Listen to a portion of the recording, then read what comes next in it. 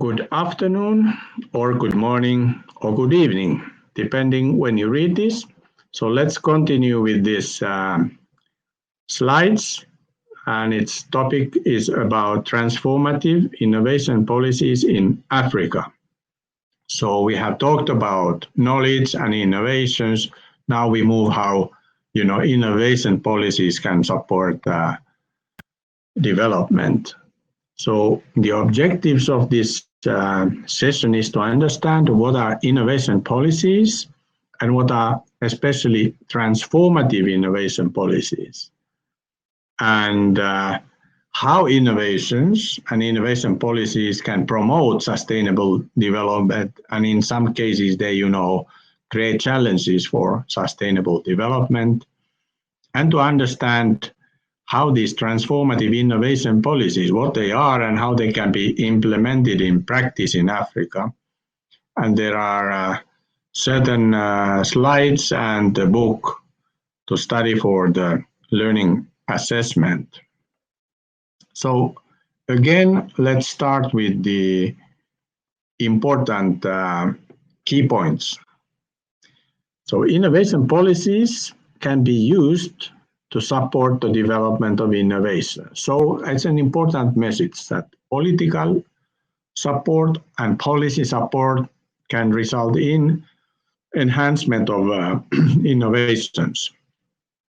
Second point is that transformative innovation policies and practices. So what kind of policies are implemented? They should support the emergence and the use of responsible innovations. So such kind of innovations that are based on people's need. And at the same time, they should, help the long-term economic, social, and environmental sustainability. So we talk about innovation policies and practices, but the goal needs to be in sustainability and responsible innovations. And the third key point is that innovation practices in Africa that focus on transformative societal processes can also provide useful learning opportunities in the global north. So in general, global north is more advanced in development of technological innovations, in innovation policies, but the practices in Africa, especially about these transformative innovations and responsible innovations, they can provide useful learning experiences also to the global north. So let's start from the backgrounds, and the backgrounds are the following. Everyone in Africa is aware of the grand challenges, and this has been discussed also in this lecture course about urbanization, about population growth, about inequalities in the wealth, about climate change or harmful change. These are key issues that influence all kinds of developments in Africa. And the point is, what I've also stressed here, that innovation development is a social process, and policies can support this social process. And again, stressing the issue that, inclusive innovations and transformative innovation policies are trajectories towards more sustainable societies. So national and sometimes regional innovation policies can support development of innovation or steer the development of innovations. And of course, you have to think about, the past development until today, to think about what is the development from today to tomorrow and, decades to come. So we can talk about path dependency versus new path creation. So sometimes in these innovation policies, there is a need for new path creation to identify and initiate new development trajectories that, delink from the development of the past. Sometimes it's very resource dependent, the development in the past, or raw material focused. and in the future it should be more in the production chain and higher development. So in that sense, new path creation is sometimes needed in innovation processes. And an important issue is called related variety. So it means that there's an existing economic activities and some economic activities, they mutually support each other. And by these existing and supporting activities, you can enhance the innovation capacity and how knowledge spills over to economic development, to these new trajectories and the renewal of existing economy.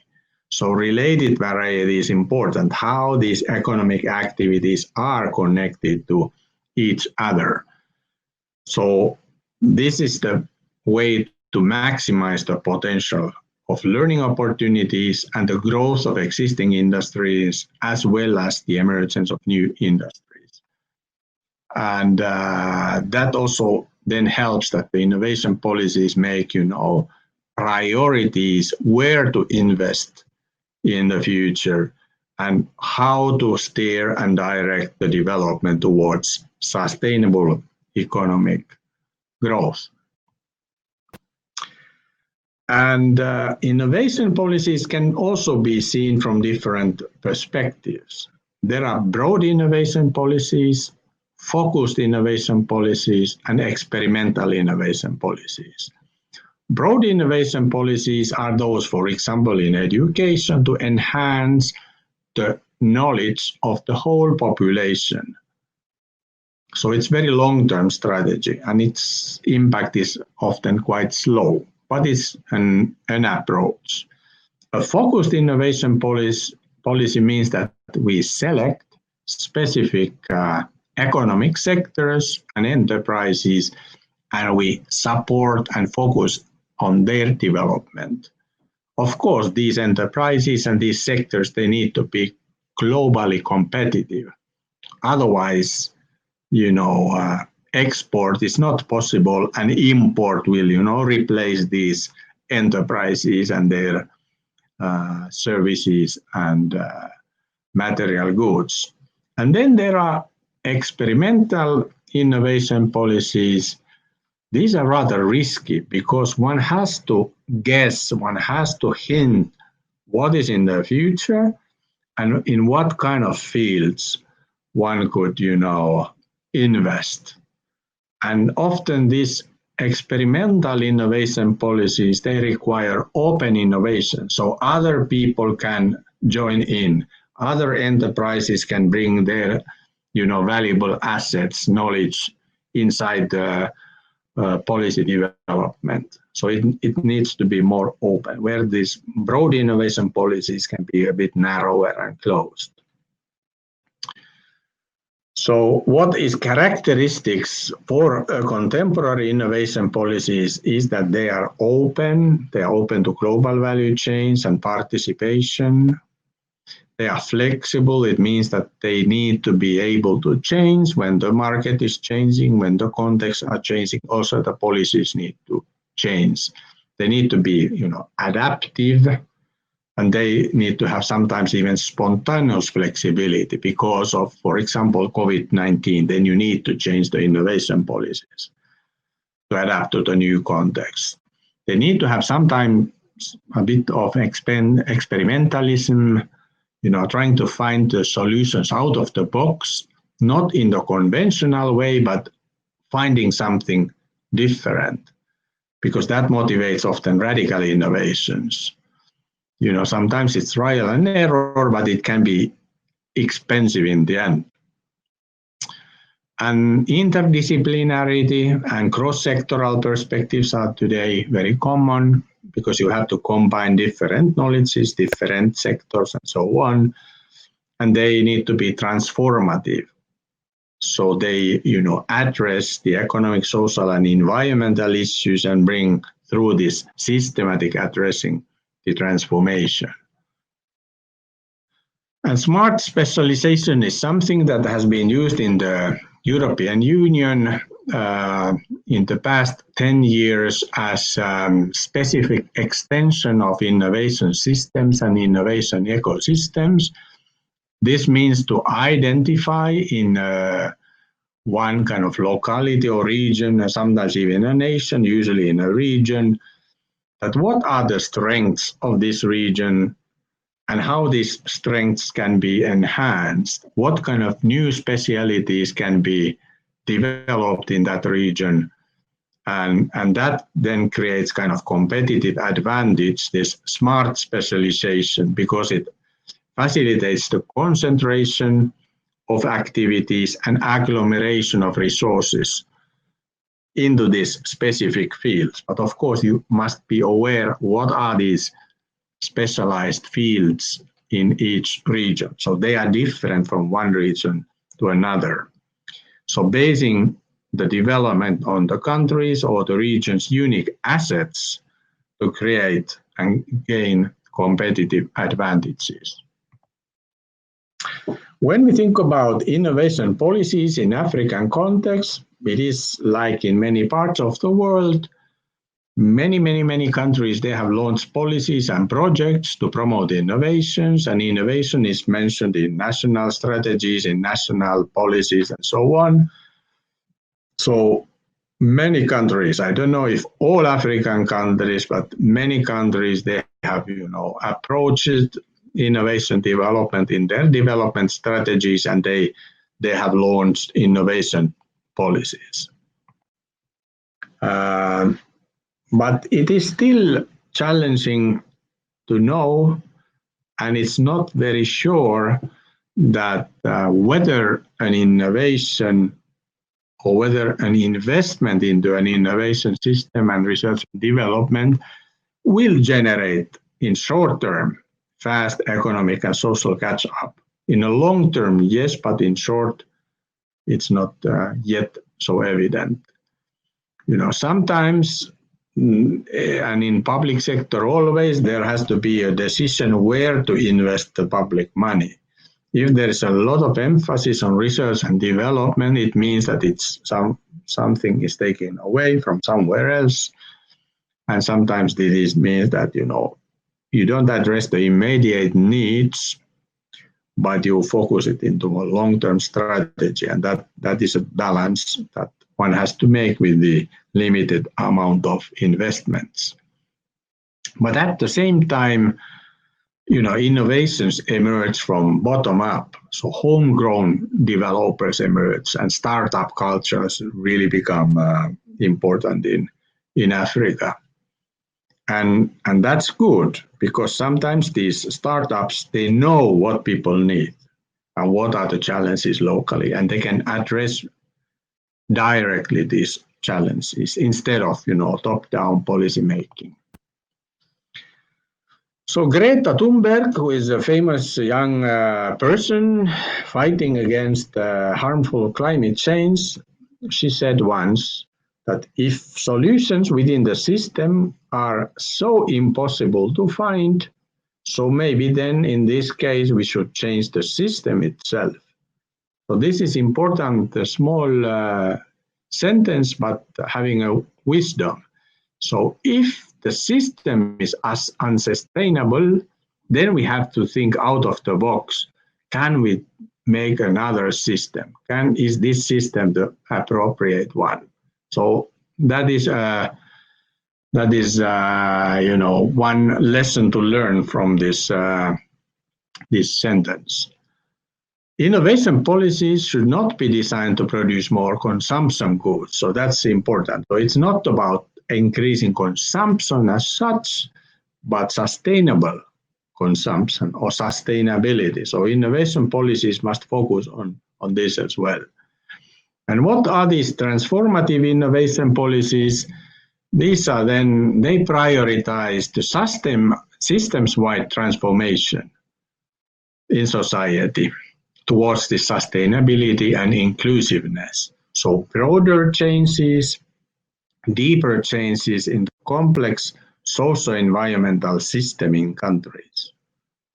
So transformation of these systems into better ones. And this requires, combination and connection and cooperation between technological change, social change, and behavioral change of people. So interrelation between them. So structures, infrastructures, regulations, products, cultural predictions, skills, user preferences, transformations throughout them. And this is what is taking place now in Europe. For example, that green economy, sustainability thinking is leading the innovation agenda. So these policies, these transformative innovation policies, they support the objectives of socially, environmentally, and economically sustainable development. So research and development, innovation system, and transformation, they come together. And, sometimes the solution is not to provide better batteries for electric cars, but to think, do we need this kind of private transport? What is the way to, move people, or do we need that kind of mobility of people? So instead of, technologically supporting the existing system, thinking, is it better to replace the existing system? And this requires then the ability to project towards future. What are the future we are aiming at? What are the scenarios?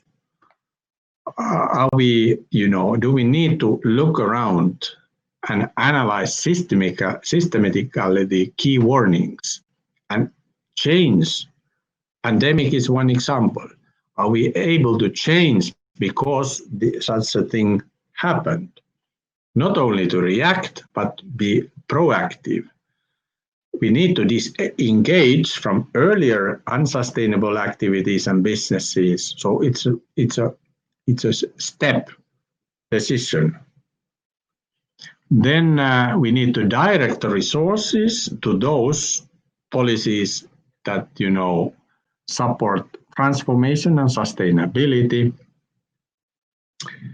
And to reach these responsible innovations, we need to incubate them, we need to scale them up to other places and then this locality, other countries, and we need to accelerate the new ideas that support sustainability, and we need to have a leadership and mandate for this transformation. And in African context, this means that, we have to combine different knowledge bases and modes of learning. We need this science and technology innovation approach. We need this using interacting approach. We need indigenous knowledge. Sometimes combining these three in the same, systematic change. The startup movements, the startup enterprises, they need to be, connected, attached to local communities and their needs, and then upscale this to other contexts. And international development cooperation, that I will talk more later, that should be the vehicle or the instrument to contribute to the emergence of transformative innovations in Africa. And there is a graph explaining what type of economic activities, what type of innovations emerge when we talk about transformative innovation policies. What is the role of the private sector, the innovation hubs, the higher education institutions, and the non-governmental organization and development cooperation. So different organizations produce different type of, frameworks and goals in innovation. You can study that also in the book. So conclusions. Novel types of innovations and innovation policies are needed in Europe, in North America, and especially in Africa to tackle challenges of social, economic and environmental sustainability. Then transformative innovation policies and practices, they support responsible innovations, innovation based on people's need and long-term comprehensive sustainability, economic, social, and environmental sustainability. And the innovation practices in Africa that focus on transformative societal processes are also very good learning opportunities for innovation policies in the global north. So what is taking place in Africa in this transformation is something one needs to learn in Europe, in North America and Asia. And few references here as well. Thank you for your attention.